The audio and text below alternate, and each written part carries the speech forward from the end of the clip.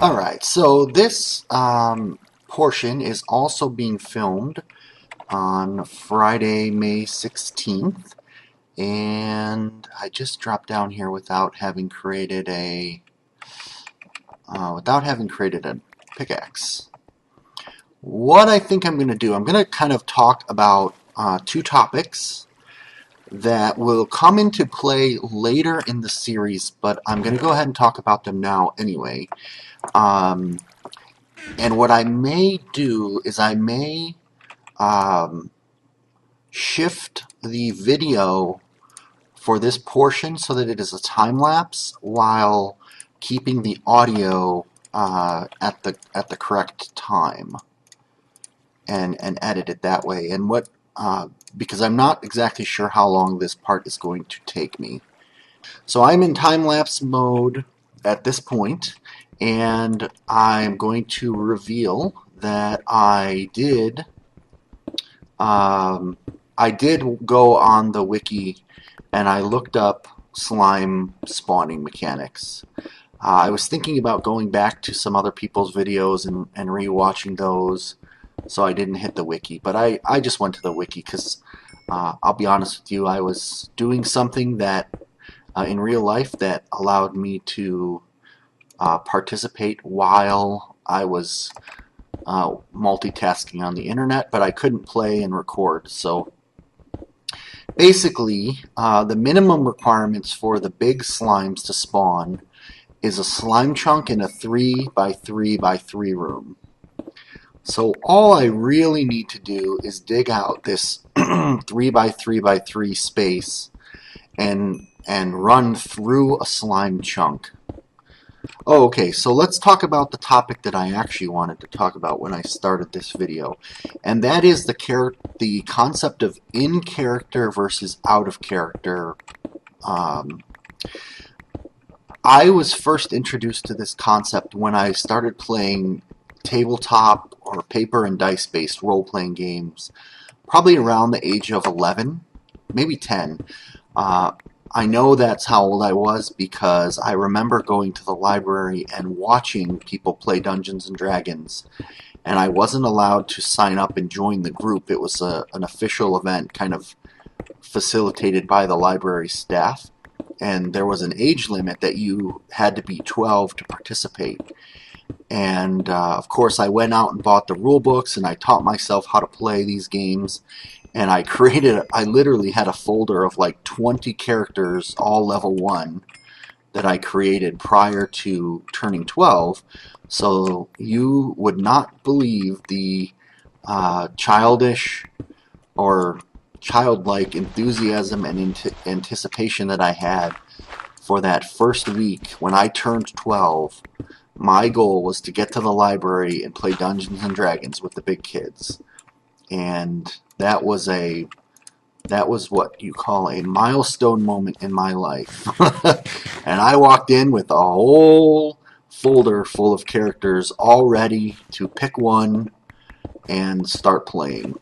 I used to create characters before I even had anyone to play with, and even before I had dreams of being the dungeon master that I eventually became. So a lot of fun. So anyway, the concept is in character versus out of character.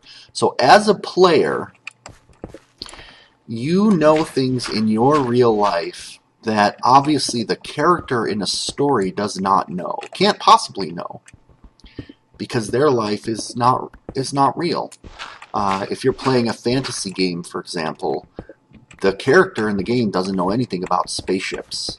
So we call that his in-character knowledge. He has knowledge of things that you, the player, do not.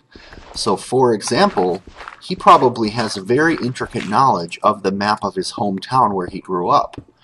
You as the player may not know that information. That is in-character knowledge. And the way that you sometimes... there's two main ways that I've dealt with that situation in a role-playing game. The first way is for the dungeon master to basically acknowledge and give the player leeway to act as the character, as if the player and the character both have equal knowledge of the character's background. And if the player comes up with a good enough idea that they can justify saying, well, my character would have known X, Y, Z, a good dungeon master or a good storyteller can work that into the plot. The other way that you can do it, if there's any sort of contention or desire to be, play quote unquote by the rules, what you could also do is you can assign the character a certain skill proficiency, local knowledge, for example, and then roll the dice to see, okay, does the character know his way from his home to his school without anyone helping? And, you would think that the character would have a high probability of knowing that, even though the player doesn't. So maybe you'd have a 98% chance. You'd roll the dice, and if you rolled under 98, I'm talking about like a percentile dice, 1 to 100, then he successfully navigates from home to school. If you somehow roll, that 99 or 100, or maybe it'd be a 1 or 2 in this case, because that kind of represents more of a failure, then the character would get lost on their way to school, or get, and it would be up to the dungeon master and the player to explain it in a way that makes sense for the story. Oh, they were distracted by some other kids and went off course, or they saw a stray cat and chased it down an alley they'd never gone down before, that sort of thing. Sort of justifying how the heck can this kid get lost on his way home from school. So that's the concept of in-character knowledge. The reverse is true. Out-of-character knowledge means you, the player, knows something, but your character does not. So, for example, you as the player might know, and we'll talk about in-story knowledge. I mentioned before the spaceships. So you might know about spaceships, but the Black Knight that you're playing doesn't have a clue that spaceships or aliens even exist. That's out-of-character knowledge, but I want to be a little more specific. Out-of-character knowledge oftentimes is something where you as the player, you may know the name of the end boss in World of Warcraft or in the game that you're playing, but your character doesn't know that yet. It hasn't been revealed to the character through the story. And it can be a challenge to keep, for a player, especially a new player, to keep in-character and out-of-character knowledge separate. Now, it's actually very important to do because, that's how you read books, that's how you read stories, and that is really part of the fun of a role-playing game, is to act out a realistic character's progress.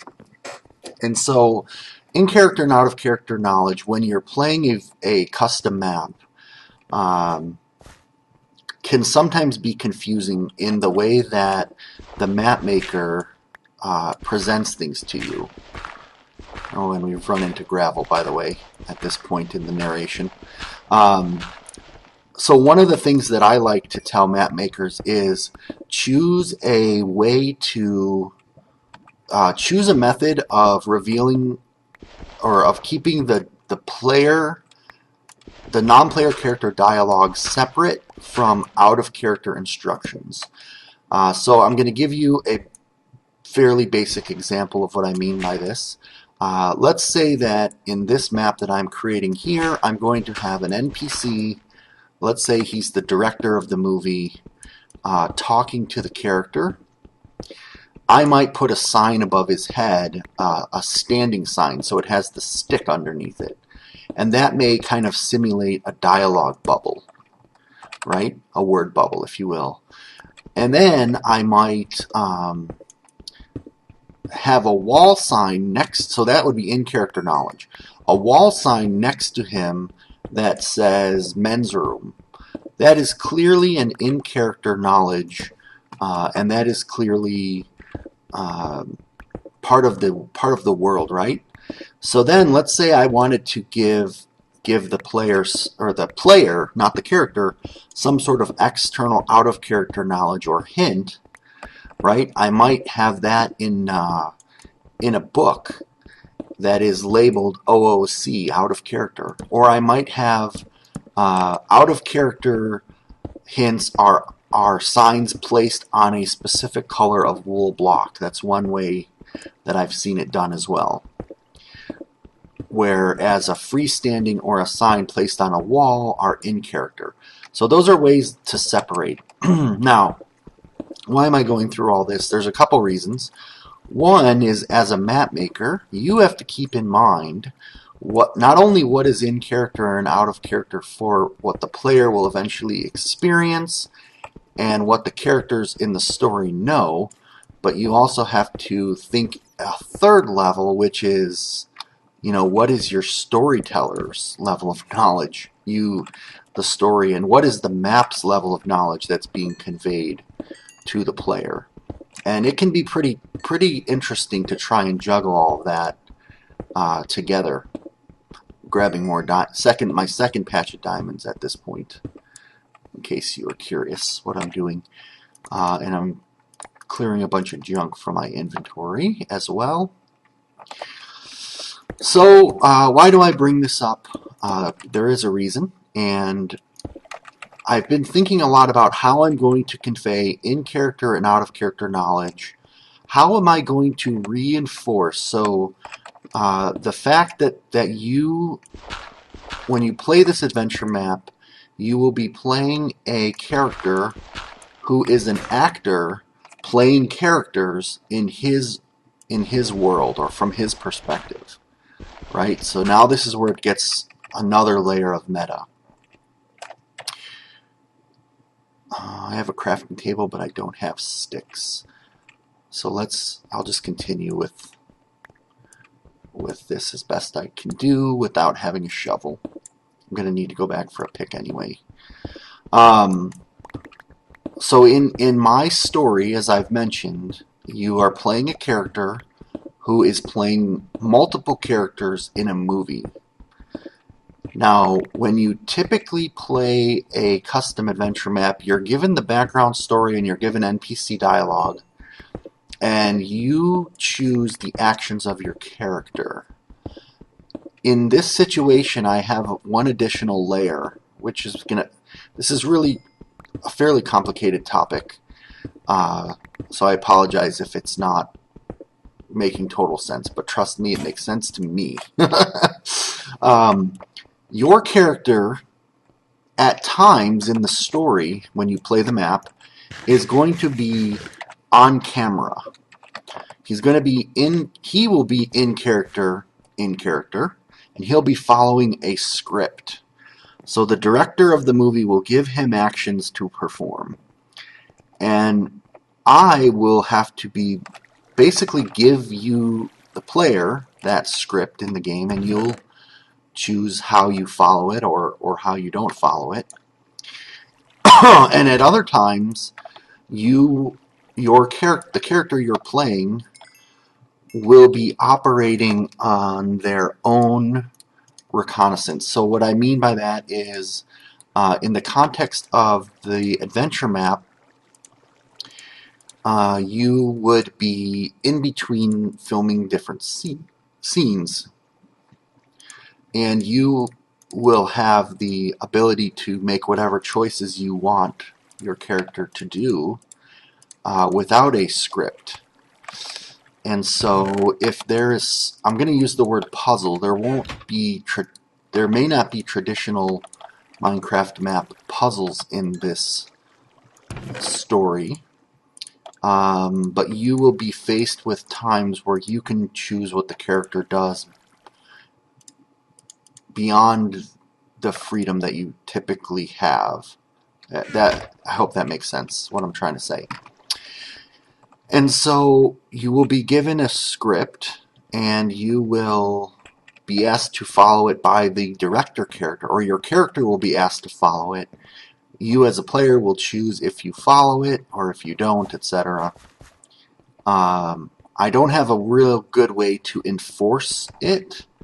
I have some tricks that I can play on you with vanilla mode, but I won't have command blocks, and basically I won't have command blocks. That's the biggest the biggest thing. So I'll have to figure out exactly how I'm going to enforce the time where I want you to be playing a character who is following a script in a movie.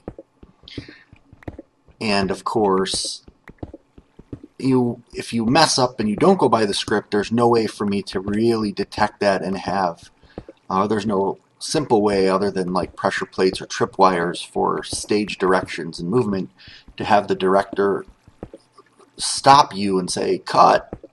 In fact, I can't even have the director shout out cut because the director, I won't have a command block to do that. I was thinking about using jGazMom's old method of putting signs on sand and then triggering redstone that makes the sand fall out the bottom of the scene, and then there will be additional signs behind it. But if the player's not looking in the right direction, especially because my sets are going to be in large open areas, the effect might be ruined. So I'm going to have to be really subtle about how I guide the player through what I want versus give them free reign and I just present a story. Like Mars Mission, the story was told primarily through the dialogue of the bots. And you never pick up a book. I don't think books were in the game at that time where you get background or you get any other direction other than what the bots say to you. And so you might not realize this, but you are creating the story that I've already wanted to tell just by listening and reacting to the dialogue of the bots. So again, very meta, and you know, these are the things that I think about when I'm creating maps. So I have this situation where I'm asking you to play a character who is following a script, and then at other times I'm asking you to play a character and do whatever you feel like you should do in that situation. And maybe I will be able to control some sort of reactions from the world or NPCs via simple methods like tripwires and pressure plates. And that's it. So I have some ideas of what I'm going to be doing, and when the director NPC yells, you know, action, what I want the character to do.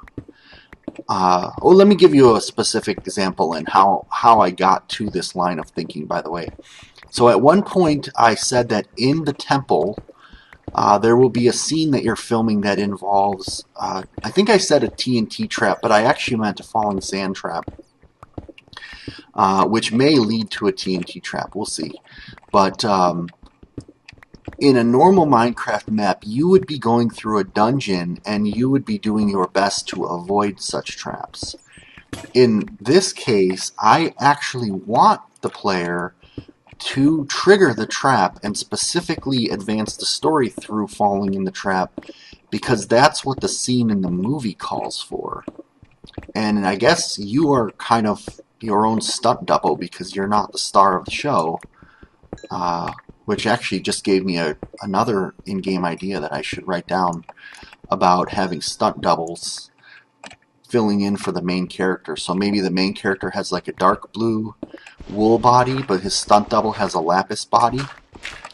In fact, oh man, I wish I had a book handy to write that down. I'm just going to have to either remember that or write that down on paper out of game and remember to write that in a book later. Okay, so that's kind of the concept that I wanted to talk about. I hope when I edited this that it fit nicely in a time lapse and that it wasn't more confusing than it needed to be. I think I've gone 7 chunks in this direction, so that should give me a 70% chance that I've hit a slime chunk, a slime spawning chunk. I believe. I might be wrong on that. This episode will actually be the most editing I've done in the series, and I wish I had something more to show for it. I was really hoping to end on a da-da-da-da slime, but I don't think that's going to be the case. No slimes. You're no slime, you're no slime of mine. You're no slime of mine. Alright, that's it for this episode. Thank you for watching, for listening. Hope you enjoyed the talk about in and out of character, and I will see you next time.